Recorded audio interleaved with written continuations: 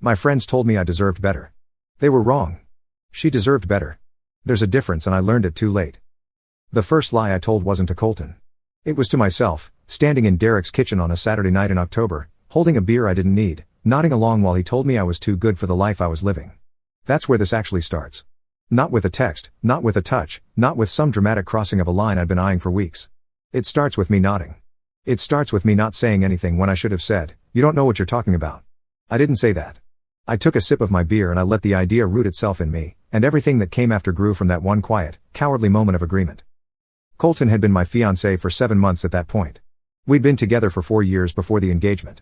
4 years and 7 months of a life I had chosen, every single day, because it was good and real and because Colton was the kind of woman who made you feel like the world was a manageable place just by being in it. She was a third-grade teacher. She made lesson plans at the kitchen table on Sunday afternoons with a cup of chamomile tea and a yellow legal pad, old-fashioned about it in this way that I used to find charming and later, God help me, started to find boring. She went to bed at 10 on weeknights. She called her mom every Sunday. She cried at nature documentaries when animals died. She was the most genuinely kind person I had ever been close to in my life, and I want to be clear about that because it matters. This is not a story about a difficult woman. This is a story about a good woman and the man who decided goodness wasn't enough. Derek had been my best friend since college. He was the kind of man who confused movement with growth. New city every 2 years, new girlfriend every 6 months, new startup idea every quarter. He'd been in 3 serious relationships since I'd known him, and the story he told about each of them ended with him walking away because he deserved more, and everyone always agreed with him, and I agreed with him too, because it was easier than asking what exactly more was supposed to look like. Derek thought Colton was sweet. He said that word the way you'd say it about a golden retriever. Sweet. Like it was a nice quality for a person to have but not a reason to build a life with someone. Noah was Derek's version of a hype man. Whatever Derek thought, Noah thought louder. He'd never met a woman he didn't eventually find some fault with, and his fault with Colton was that she was too settled. Too comfortable. Not ambitious enough, he said once, like Colton's third-grade students were going to hear that assessment and feel real bad about the woman teaching them how to read. Noah had never been engaged. Noah had never been in a relationship longer than 14 months. Noah had opinions about my 4.5-year relationship the way a man who's never left his county has opinions about international travel. I listened to both of them for 8 months. I want to own that. Nobody held my head and forced me to absorb their nonsense. I listened because some part of me wanted permission, and they were offering it freely, and it was easier to let 2 guys at a bar hand me a narrative than to do the actual work of figuring out what was wrong with me. Because that's what was actually happening. Something was wrong with me. Not with Colton. With me. I had turned 31 in the spring and something had shifted that I didn't know how to name or address, this restless, crawling dissatisfaction that had nothing to do with Colton and everything to do with my own unexamined fear that my life was becoming its final shape. I looked at the apartment we shared, the wedding plans on the refrigerator, the future I had wanted and chosen, and I felt something I can only describe as trapped, except the trap was entirely of my own construction and I had walked into it voluntarily and locked the door behind me. Instead of recognizing that for what it was, a personal crisis that had nothing to do with her, I looked for a cause. And Derek and Noah handed me one with both hands. She deserved better than you. That's what I should have heard. That's what was actually true. But what they kept saying was, you deserve better than this. And I let those 2 sentences trade places in my head until I couldn't tell them apart. Kayla came back into my life in November. We'd dated for about 8 months in our senior year of college, nothing serious, nothing that ended badly, just one of those relationships that fades out when people graduate and move to different cities. We'd stayed loosely connected on social media for years. She liked my engagement announcement post. I thought nothing of it. And then she sent a DM in November that said she was in the city for a work conference and wanted to catch up if I was around, and I said sure, and I told Colton I was getting dinner with a college friend, and that was the first lie I told her, the first real one, the one that opened the door. Dinner with Kayla was 2.5 hours of being seen in a very specific way. She was sharp and funny and she asked about my work with the kind of focused attention that made me feel significant, and she laughed at my jokes with her whole face, and I drove home afterward feeling lit up in a way I immediately diagnosed as evidence of something missing in my relationship rather than evidence of novelty, which is what it actually was. I was confusing new with better. I was confusing excitement with meaning. I was 31 years old and I was making a category error a teenager could have spotted, and I kept making it for months. I didn't tell Derek and Noah about Kayla right away. But when I did, about 3 weeks later, after a second dinner and a conversation that went until midnight in a hotel bar, Derek looked at me with this expression like I'd finally done something right. He said, "See, that's what I'm talking about. That energy. That's what you're missing." And Noah nodded and I nodded and nobody said, "You're engaged to someone who loves you and you're sitting in a hotel bar with your college ex and calling it an energy problem." Colton noticed something was different. Of course she did. She was not oblivious. She was not the kind of woman who missed things. She noticed that I'd started going out more. She noticed the way I checked my phone sometimes in the evening when she was talking to me. She noticed that I was physically present but somewhere else in my head, which is its own form of abandonment. I understand that now, the way you can be in the same room with someone and still leave them.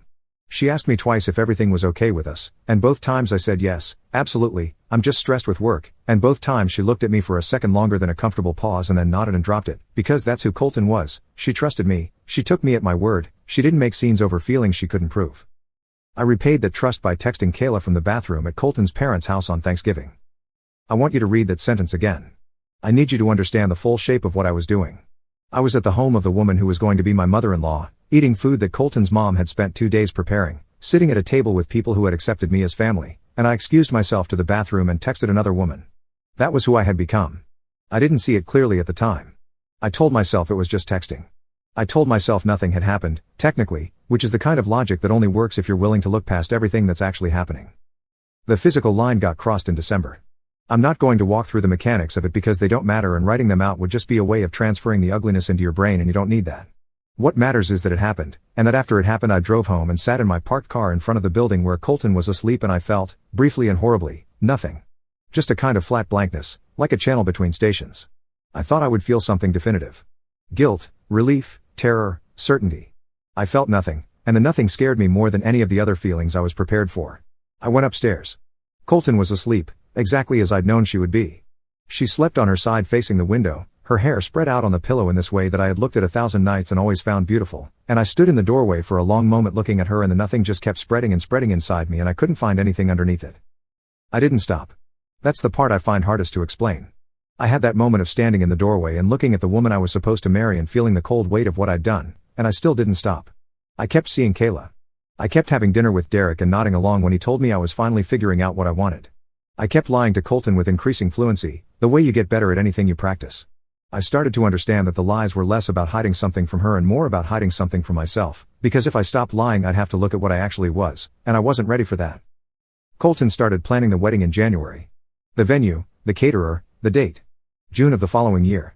She was excited in this quiet, organized way, spreadsheets and color-coded folders, and she'd show me things sometimes, options, decisions that needed making, and I'd look at them and feel a sensation I can only describe as vertigo, like the ground was tilting, like I was watching a future I didn't have the right to anymore being assembled in careful columns right in front of me. I kept nodding. I kept saying yes to everything she showed me. I kept not saying the one true thing. What I should have said, if I had been a man with any courage or decency, was, stop. Something is wrong with me. I need to be honest with you before this goes any further. I should have come clean the night I stood in the doorway and felt nothing. I should have come clean before the venue was booked and the save the dates were designed and her mother had started calling her every week to talk about flowers. I didn't. I kept going. I kept choosing the easy thing over the right thing, over and over, the way you can roll a car slowly toward a cliff for so long that you stop registering how close you are to the edge. The way Colton found out was not dramatic. I need to tell you that, because in some part of my brain I had scripted a dramatic version, a confrontation where I was at least the active agent of my own destruction, and the actual version was so much smaller and sadder than that. Kayla texted my regular phone by mistake. She meant to use the number I'd given her for the secondary app we'd been using, and she typed the wrong contact, and the message landed on my regular phone, which was face up on the kitchen counter because I was home, and Colton was home, and I was in the shower. She didn't open it. She didn't have to. The preview text was enough. I came out of the shower and she was standing in the kitchen with her back to me, very still, looking at the counter. Not at the phone. Just at the counter. Her hands were at her sides. She wasn't crying. She wasn't shaking. She was just standing there with this absolute stillness that I had never seen from her before, not in 4.5 years, a stillness that had a quality to it, a density, like something had calcified inside her in the 30 seconds I'd been in the shower. I said her name. She turned around and I saw her face and I understood in my body, before my brain had caught up, that we were done. Not might be done. Done. The expression on her face was not anger. I think I had been, in some stupid, self-protecting way, hoping for anger, because anger is negotiable. Anger means there's still something to fight for. Anger means the other person still cares enough to burn. What was on Colton's face was not anger. It was clarity. Like every blurry thing she'd been squinting at for months had suddenly resolved into sharp focus, and the picture it made was exactly as bad as she'd been afraid to believe. She said, "How long?" Not a question. A sentence that required an answer. I told her. I told her all of it, or most of it, stumbling through it with the kind of disorganized honesty that comes when you've been lying for so long that the truth feels foreign in your mouth. I told her about Kayla, about December, about the dinners, about the texts. I watched her face while I talked and it didn't change. It stayed in that same terrible clarity throughout. When I finished, she was quiet for a long time. Then she said, and I need you to understand that she said this without cruelty, without theatrics, in a voice that was almost gentle, she said, I kept asking you if we were okay. You kept telling me yes. That was it. That was the whole indictment. Not, how could you? Not, I hate you. Not, do you know what you've done to me? Just, I kept asking. You kept lying. 7 words that were more precise and more devastating than anything she could have screamed. She asked me to go stay somewhere else for a few days. She didn't say it was over. She didn't have to. She said it the way you say something when the decision has already been made and the words are just a formality. I packed a bag. She sat on the couch while I did it, not watching me, just sitting there with her hands in her lap, very still, very quiet, her Sunday chamomile tea cooling on the coffee table next to the yellow legal pad with her lesson plan notes. I stopped at the door. I said her name one more time. She looked at me, and there was nothing left in that look that was asking me for anything. It was the look of a woman who had spent 4.5 years learning to trust a person who turned out not to deserve it, and who had just decided, quietly and permanently, to stop. I left. I sat in my car at the end of the block for a long time. Not 20 minutes like some cinematic pause. A long time. Long enough that the light in the living room window went off. Long enough for the street to go fully quiet. Long enough for me to understand, sitting there in the dark, that Derek and Noah had been wrong about everything and that I had let them be wrong because I wanted them to be, and that the person who deserved better in this story was never me. It was always her. It was always her, and I had spent months letting other people convince me otherwise, and now I was sitting in a car on a cold street with a bag on the back seat and a life I had carefully dismantled behind me, and the only thing I could think was, she kept asking if we were okay. She kept asking. She knew something was wrong and she kept giving me chances to tell the truth and I kept lying, and she deserved someone who would not have done that, and that person was not me, had not been me for a long time, and now she was finally going to find out what it felt like to not be with me, and it was going to be better, and that knowledge was the loneliest thing I had ever carried. I drove to Derek's. He answered the door in a t-shirt and said, "So it happened, huh?" And he didn't even look sorry. That was the first night of the rest of what I made my life. Let me tell you what Kayla did when I called her from Derek's couch at midnight and told her Colton knew. She listened. She said the right things, or close to the right things, the things that were warm enough to feel like support but vague enough to commit to nothing. She said she was sorry this was happening. She said she was here for me. She said we would figure it out.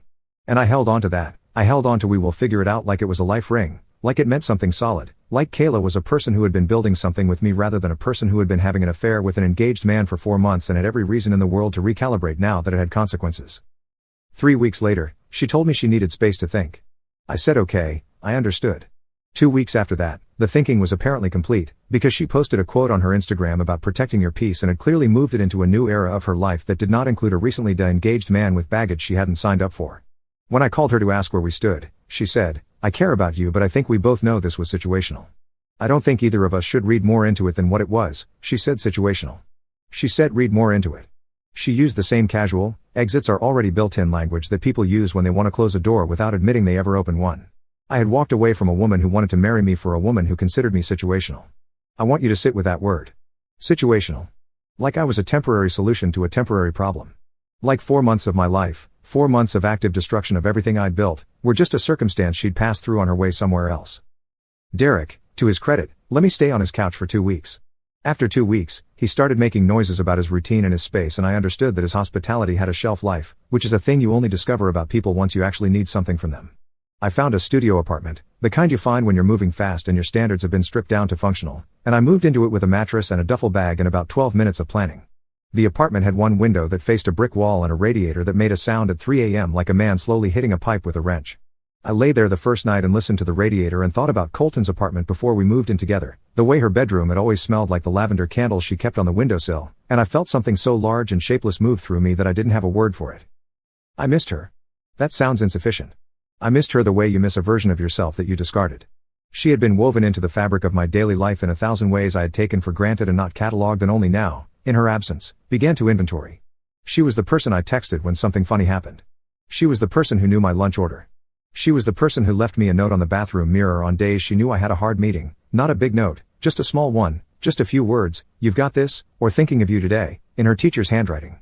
I found one of those notes in a jacket pocket 3 weeks after moving out, from a month before everything fell apart. It said, "Proud of you for no reason in particular, just generally." I sat on the floor of my studio apartment and I held that note for a long time, and I thought about the man she'd written it for, the man she believed she was writing it for, and I thought about what I'd been doing the same week she'd written it, and something cracked open in me that has never fully closed. Noah called once, about 2 weeks in, to see how I was doing. The conversation lasted 7 minutes and contained the sentence, "Honestly, man, maybe this is for the best," delivered with the confidence of someone who has never loved anyone enough to grieve losing them. I said yeah, maybe, and hung up and didn't call him back. I don't have much to say about Noah after that. He is exactly who he always was, and I am the fool who listened to him.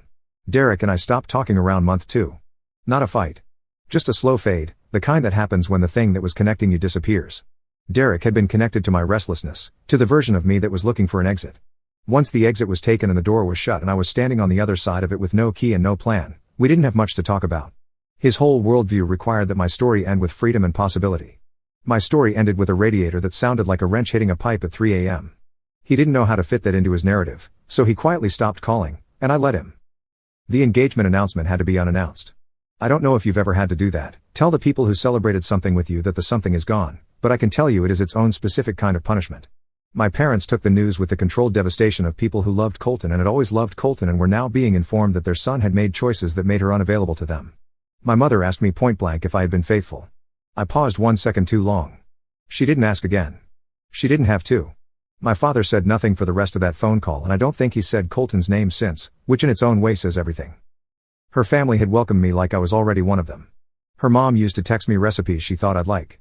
Her younger brother used to send me memes and ask for advice about girls. Her dad had shaken my hand at Christmas last year with this warm, genuine grip and said, "We're glad she found you." That sentence. "We're glad she found you." I have thought about it approximately 10,000 times since. I was the thing they were glad she'd found. I was the answer to a concern they'd had for her. I was, in their eyes, the man who was going to take care of her, and instead I was the man she was going to need to be taken care of from. I never heard from any of them again. I didn't expect to. I didn't deserve to. The wedding deposits were mostly non-refundable. That's a practical detail, but it matters because every check I wrote, every cancellation email I sent, every phone call to a vendor explaining that the event would not be happening, was a small, concrete reminder of the life I had booked and was now unbooking. The venue had a beautiful garden. Colton had cried a little when we toured it, the same quiet happy tears she'd cried the first time we walked through the apartment, the same tears I had watched with vague impatience. I wrote the cancellation email for the venue at 11 p.m. on a Tuesday in my studio apartment with the brick wall view, and I thought about those tears and I pressed send and I stared at the wall for a while after. I saw Colton once, about 3 months out, at a coffee place near the neighborhood where we used to live. She was with a friend I recognized, and she saw me at the same moment I saw her, and for just a second the air between us had that specific charge that happens when two people have a shared history large enough to fill a room. She didn't look away. She didn't look hurt. She looked like someone who had been through something difficult and had come out the other side of it and was now just living, just getting on with it. She looked, and I say this without any bitterness and with full acknowledgement of what it cost me to see it, she looked fine. Better than fine. She looked like a woman who had recently been relieved of something heavy. She gave me a small nod, the kind you give someone you used to know, and she turned back to her friend, and that was it. No scene. No conversation. Just a nod and a turned back in the clear, unmistakable communication that I was now someone who existed in her peripheral vision at best. I stood in line and ordered my coffee and left and walked to my car and sat in it for a while in a parking lot, which has become my primary location for falling apart apparently, and I thought, she is going to be okay. She is already okay. And you are the reason she had to become okay. I started therapy around month 4, same as before, same reason, a morning I couldn't get up and an afternoon I spent talking myself into making a phone call. My therapist was a woman named Dr. Harmon who had this unhurried quality, like she had all the time in the world and none of it was going to be wasted. She let me talk for the first session without interrupting. At the end of it, she asked me one question: when your friends said you deserved better, what did you think better meant? I didn't have an answer. I spent months in that office trying to find one. What I came to, slowly and with a lot of resistance, was that I'd never actually defined it. Better had just been a feeling, a vague, restless hunger for something I couldn't name, and I'd let 2 men with failed relationships and bad judgment attach a woman's face to it. Kayla wasn't better. Kayla was different. Different felt like better because different felt like possibility, and possibility felt like the opposite of the quietly terrifying sense that my life had reached its final shape. But Colton wasn't the reason my life felt like it had reached its final shape. I was. The shape was mine. The feeling was mine. The work of figuring out who I wanted to be and what I actually wanted was mine, and instead of doing that work, I outsourced it to Derek and Noah and let them convince me the problem had a name and the name was the woman I was supposed to marry. Dr. Harmon said something in our 6th session that I think about often. She said, the people who told you that you deserved better were describing a feeling you had. They just gave it the wrong address. I was the address. I was where the problem lived. It had nothing to do with Colton. The rebuilding, such as it is, has been unglamorous. I moved to a better apartment around month 7, one with windows that faced actual sky. I started cooking instead of ordering everything. I got back to running, which I'd stopped during the worst months. I learned, in the grinding, unromantic way you learn things when there's no one watching, some basic facts about who I actually was without the noise. I was quieter than I'd admitted. I was more anxious than I'd acknowledged. I was deeply afraid of stasis, not because stasis was bad but because I'd never learned to sit still with myself without needing something external to generate meaning. That was the actual problem. That had always been the actual problem. I became, in the absence of everything I'd burned, someone I could mostly stand to be. Not proud of. Mostly stand to be. There's a difference, and I am being careful about it because this story does not earn pride. There are things that don't come back. I want to be specific about them so that this feels real and not like a redemption arc with a redemption left out. The wedding that didn't happen. The family that welcomed me and then had to unwelcome me. The future that was planned in color-coded folders on a refrigerator. The woman who wrote notes on bathroom mirrors in teachers' handwriting. The version of myself that existed before I started nodding along in Derek's kitchen, that version is gone too, and I didn't even realize it was worth keeping until I'd already traded it away. My friends told me I deserved better. Better apartment. Better social life. Better woman. More excitement. More edge. More something. What I actually deserved was exactly what I had. A good woman who paid attention. A home we'd built together. A life that was ordinary in the specific way that ordinary means sturdy and lasting and real. I deserved what I had, and she deserved someone who knew it. And those two facts sitting next to each other is what I have to live with, permanently, in an apartment with sky-facing windows, making my own coffee every morning with nobody in the next room and nobody to blame. My friends told me I deserved better. They were wrong. She deserved better. And I was the worst she had to survive.